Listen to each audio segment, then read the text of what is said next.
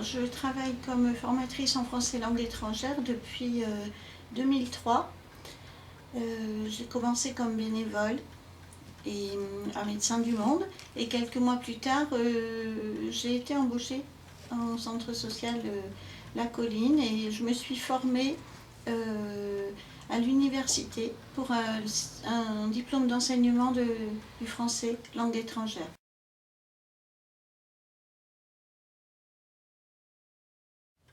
Pour le premier cours, j'ai remplacé quelqu'un au pied levé. Je venais juste pour découvrir ce qu'on faisait dans cette salle où il y avait beaucoup de migrants à Médecins du Monde.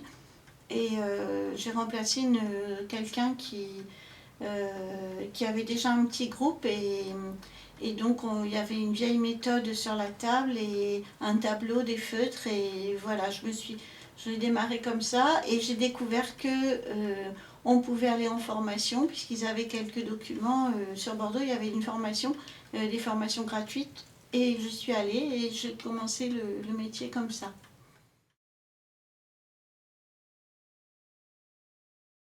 Ce sont des demandeurs d'asile, euh, souvent des gens sans papier, mais sinon des gens qui viennent en regroupement familial, qui fuient la misère, la guerre, voilà. Et plus d'une vingtaine de nationalités qui viennent là, à la colline. Ces dernières années, on s'appuie sur les ateliers sociolinguistiques. C'est une méthode qui vient de Paris où ils reçoivent énormément d'étrangers sur certains centres sociaux. Et cette méthode, elle s'appuie sur trois grandes étapes. L'étape découverte, exploration et appropriation. Donc on a une douzaine de cours de semaines pour aller jusqu'à une tâche finale.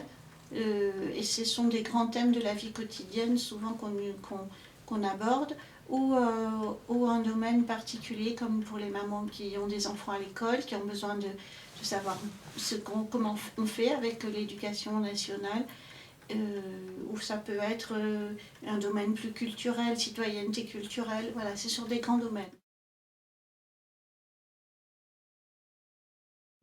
Alors, pas tout à fait maître, puisque du coup, le système des ateliers sociolinguistiques demande à que nous travaillions en équipe. Et on a un coordinateur qui décide avec nous et avec des intervenants extérieurs aussi de ce que nous allons programmer.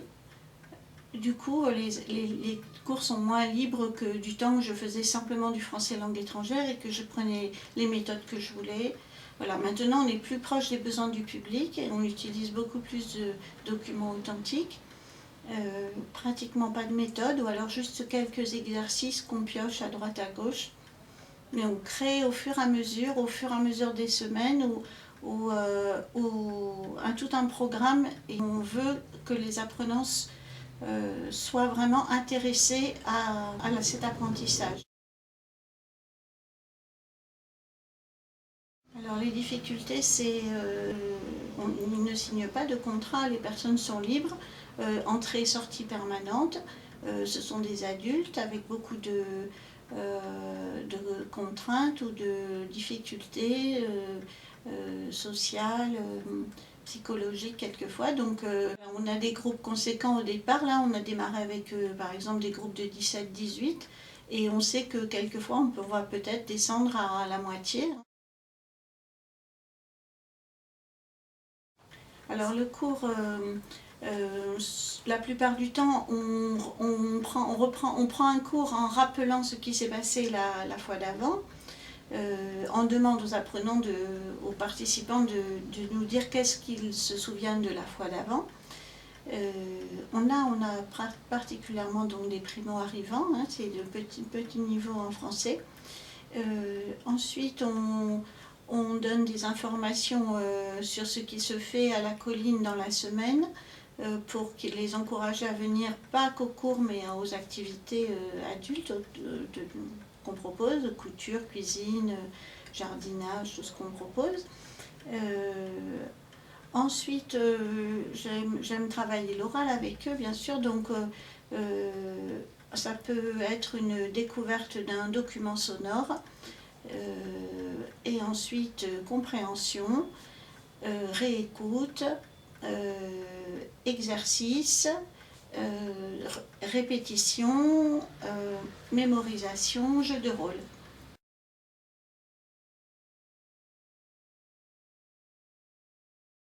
Alors l'année dernière, on a eu l'opportunité de travailler donc avec une professionnelle, et là on a osé aller plus loin que le jeu de rôle, donc en apprenant une petite pièce de théâtre pour toute la classe, et moi j'ai trouvé que c'était hyper motivant, autant pour eux que pour moi. D'être accompagnée déjà, et puis de voir l'enthousiasme de la classe. Il y a eu un noyau dur qui s'est formé, et qui a permis de faire un joli spectacle en quelques semaines. Ils ont appris les rôles, on a imaginé comment ils pouvaient mémoriser avec le téléphone portable, l'enregistrement, Enfin, on a utilisé les moyens plus actuels, on va dire maintenant, avec Internet, et les gens se sont vraiment pris au jeu, et ça a eu beaucoup de succès. Après, il a fallu... Souris votre souris, c'est souris. C'est très gentil. Donc on a une autre. Donc on a une autre qui s'appelle comme ça. On m'avait déjà dit, c'est vrai.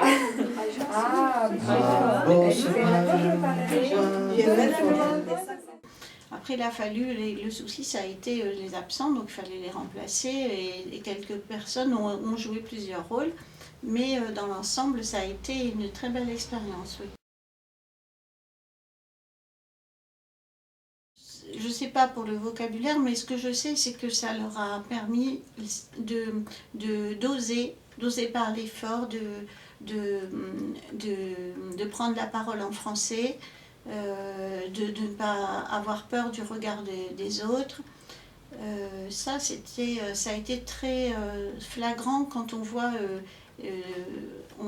les personnes en début dans les premiers cours, et puis à la fin d'être devant les spectateurs qui les ont beaucoup applaudis, et de voir comment ils ont osé se lancer comme ça en français.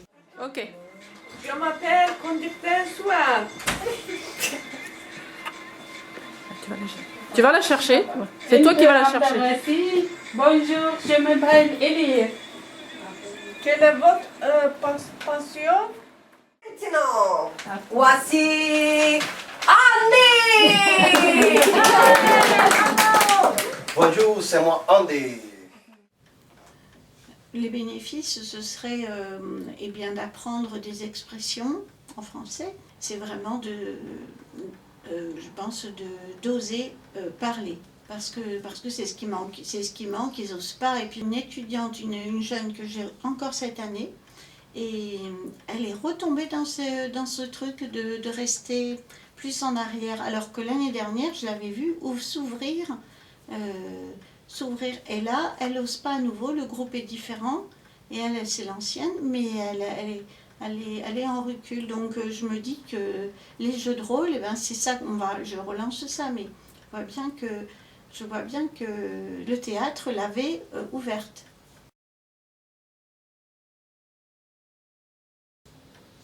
Pour l'enseignant, c'est contre la monotonie. De toute façon, je ne veux pas de choses monotones dans mon cours, mais là, on pouvait bouger, et pas seulement moi, du coup, tout le monde bougeait. On travaille par 2 ou par 3. Il va falloir passer au vote pour élire La colline a beaucoup de talent. Une classe motivée, contente de venir, et puis en plus on a un objectif, il faut réussir le spectacle, et ils invitent leur famille, les autres apprenants des autres classes, enfin il y a une motivation formidable. Et pour moi j'étais très très fière du résultat avec eux. Et en même temps, du coup, il y a de l'humour qui va bien entre nous. C'est très convivial. On a une amitié encore plus forte qu'en cours traditionnel. Vous public! Bravo! Bravo!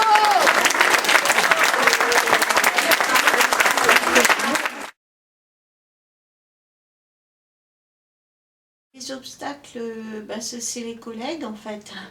Les responsables qui ne sont pas convaincus, même s'ils sont contents d'avoir vu le spectacle, vu que c'est quand même, quand on a peu de temps pour travailler, on a peu d'heures, et j'avoue que je n'ai pas réussi à convaincre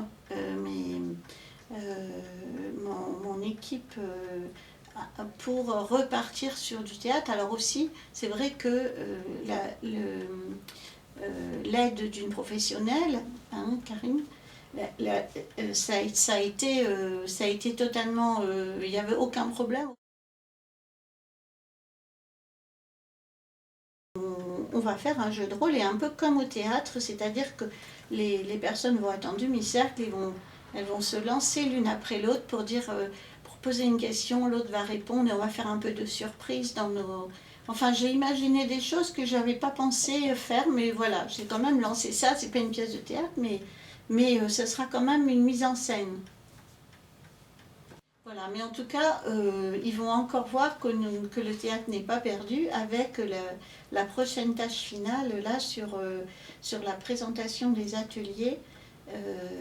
Et les mamans vont faire un petit peu de jeu de rôle théâtre en présentant les ateliers.